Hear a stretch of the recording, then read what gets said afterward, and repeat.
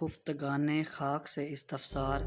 اس کا مطلب ہے کہ علامہ اقبال مرے ہوئے لوگوں سے کچھ سوالات کر رہے ہیں۔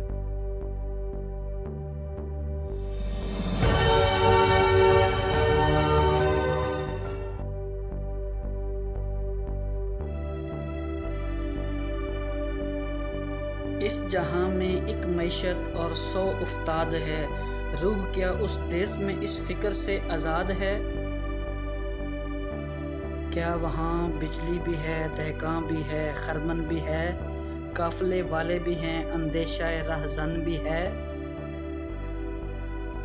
تنکے چنتے ہیں وہاں بھی آشیاں کے واسطے، خشت و گل کی فکر ہوتی ہے مکاں کے واسطے۔ وہاں بھی انسان اپنی اصلیت سے بیگانے ہیں کیا، امتیاز ملت و آئین کے دیوانے ہیں کیا؟ وہاں بھی کیا فریاد بلبل پر چمن روتا نہیں، اس جہاں کی طرح وہاں بھی درد دل ہوتا نہیں؟ باغ ہے فردوس یا ایک منزل آرام ہے، یا رخ بے پردہ حسن ازل کا نام ہے؟ کیا جہنم معیشت سوزی کی ایک ترکیب ہے، آگ کے شعلوں میں پنہاں مقصد تادیب ہے؟ کیا عوض رفتار کے اس دیس میں پرواز ہے، موت کہتے ہیں جسے اہل زمیں، کیا راز ہے؟ اضطراب دل کا سماں یاں کی ہست و بود ہے، علم انسان اس ولایت میں بھی کیا محدود ہے؟ دید سے تسکین پاتا ہے دل مہجور بھی، لنترانی کہہ رہے ہیں یا وہاں کے طور بھی؟ جستجو میں ہے وہاں بھی روح کو آرام کیا، وہاں بھی انسان ہے قتیل ذوق استفہام کیا؟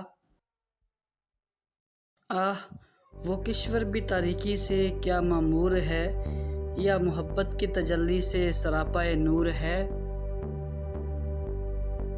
تم بتا دو جو راز اس گنبد گرداں میں ہے، موت ایک چبھتا ہوا کانٹا دل انسان میں ہے۔ اچھا، اب ترجمہ اور تشریح اس کا دیکھتے ہیں۔ اقبال کہتے ہیں کہ اس دنیا میں تو روزگار کی الجھنوں کے ساتھ ساتھ سینکڑوں پریشانیاں اور رکاوٹیں ہیں جو آسودگی سے رہنے ہی نہیں دیتی۔ کیا اس دنیا میں بھی یہی معاملے ہیں، یا روح اس غم سے آزاد ہے؟ مراد ہے کہ کیا وہاں جینے کے لیے دنیا جیسی تگ و دو کرنی پڑتی ہے، یا ایسا نہیں ہوتا؟ کیا وہاں کسان اور کھلیان اسی دنیا کی طرح ہیں، اور بجلی بھی اسی دنیا کی جیسی ہے جس کا خدشہ لگا رہتا ہے کہ کھلیان ہی کو جلا کر نہ رکھ دے؟ اور کیا وہاں اس دنیا کی طرح قافلے موجود ہیں کہ نہیں ہیں؟ اور کیا ان قافلوں کو یہ ڈر بھی لگا رہتا ہے کہ نہ جانے کس وقت کوئی لٹیرا آئے اور قافلے کو لوٹ کر لے جائے؟ یعنی یہاں جو زندگی گزارنے کے لیے طرح طرح کی مشکلات کا سامنا ہے، کیا وہاں بھی ان مشکلات کا سامنا کرنا پڑتا ہے؟ کیا وہاں بھی آشیانے اور گھر بنانے کے لیے یہاں کی طرح تنکے چننے کی مشقت سے دوچار ہونا پڑتا ہے، اور گھر بنانے کے لیے اینٹوں کا بوجھ اٹھانا پڑتا ہے؟ وہاں کیا حال ہے؟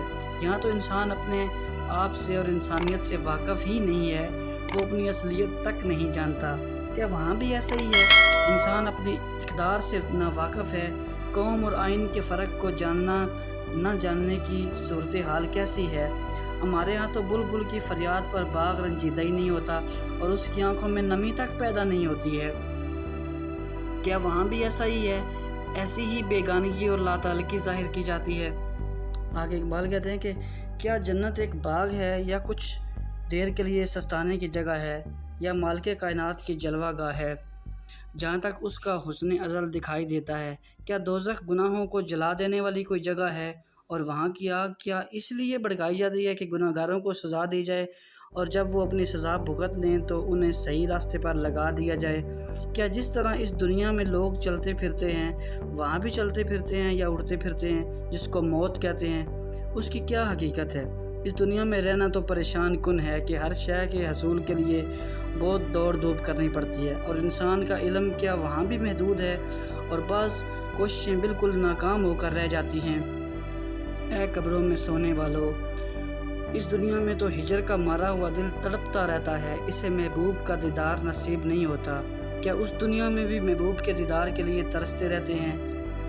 اور کیا وہاں کے پہاڑے دور تو مجھے نہیں دیکھ سکتا کی آواز بلند کر رہے ہیں؟ یعنی کیا وہاں بھی دیدار کے طالب کو یہی جواب دیا جاتا ہے کہ تو میرا جلوہ ہرگز نہیں دیکھ سکے گا؟ ہماری دنیا میں انسان کی تلاش اور جستجو سے اس کو تسکین حاصل ہو جاتی ہے اس کی، کیا وہاں بھی انسان دریافت اور تلاش کے لطف سے واقف ہے؟ اور کیا اسے بھی جستجو سے آرام اور تسکین میسر ہوتا ہے؟ اس دنیا میں تو محبت کی کوئی کرن تک نظر نہیں آتی، یہاں ہر طرف اندھیرا ہی اندھیرا ہے۔ کیا تمہاری دنیا بھی ایسی ہے، یا وہاں محبت کے جلوے اپنی نورانیت لٹا رہے ہیں؟ موت انسان کے دل میں ایک کانٹے کی طرح ہے جس کی چبھن ہر وقت محسوس ہوتی رہتی ہے۔